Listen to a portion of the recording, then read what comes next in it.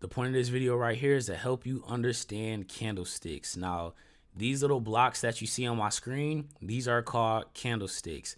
Looking at your chart with candlesticks is just one way to view your chart. You can also change it to a line chart.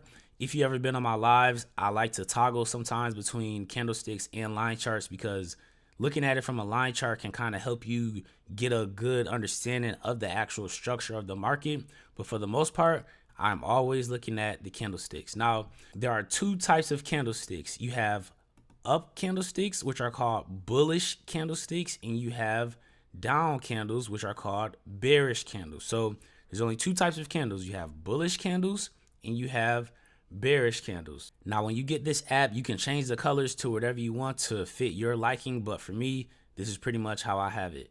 The next thing that you have to understand are time frames. So right now we are on the 1 hour time frame. You can see it right here with this indicator. You can see the time frame and you can see it right here as well. Since we are on a 1 hour time frame, that means that each candlestick represents 1 hour in time. Okay, if I go to a 30-minute time frame, now each candlestick represents 30 minutes in time. If I go to a 5-minute time frame, now each candlestick represents 5 minutes in time. All the time frame does, it shows you the exact same market, but it just shows you that market in a certain interval. So now let's get into understanding candlesticks. So like I said before, there are two types of candles. You have bullish candles, which are up candles, and you have bearish candles, which are down candles. There are 4 different points to every single candle. You have a open, a close, a high, and a low. Every single candle has these 4 aspects. Now, the high is the highest point that the candle has ever reached within that time frame. The low is the lowest point that that candle has reached within that time frame.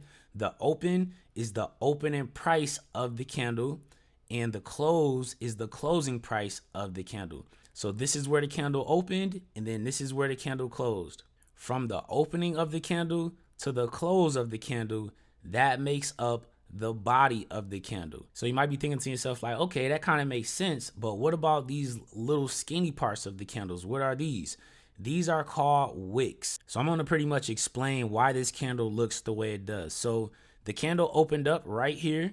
It went down all the way down here. This was the lowest point where that candle has reached within that time frame.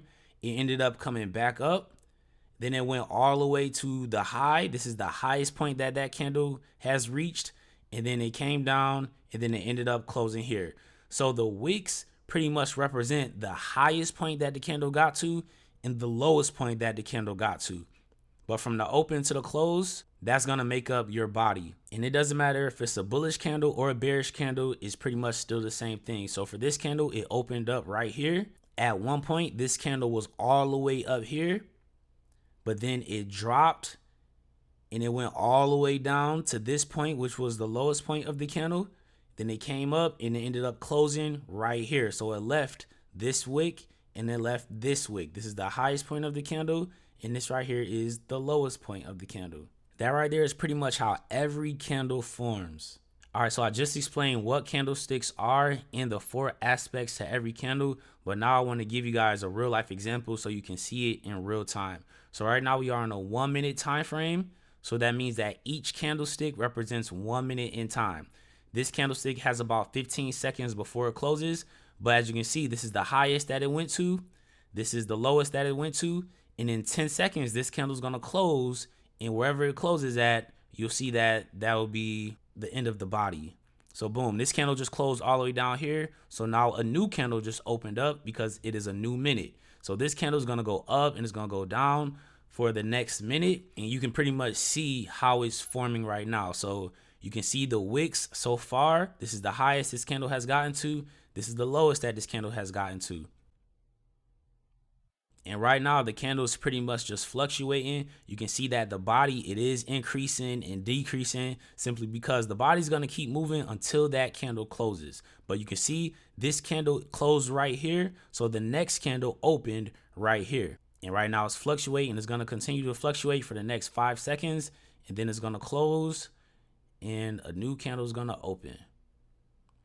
Boom. So this was the highest point of the candle. This was the lowest point of the candle. It pretty much opened and closed at the exact same spot. And now a new candle has opened and is going to do the exact same thing. This is how candlesticks work on every single time frame. So hopefully this lesson right here gave you a good understanding of how candlesticks works, and you can use this knowledge to help you make some money, man.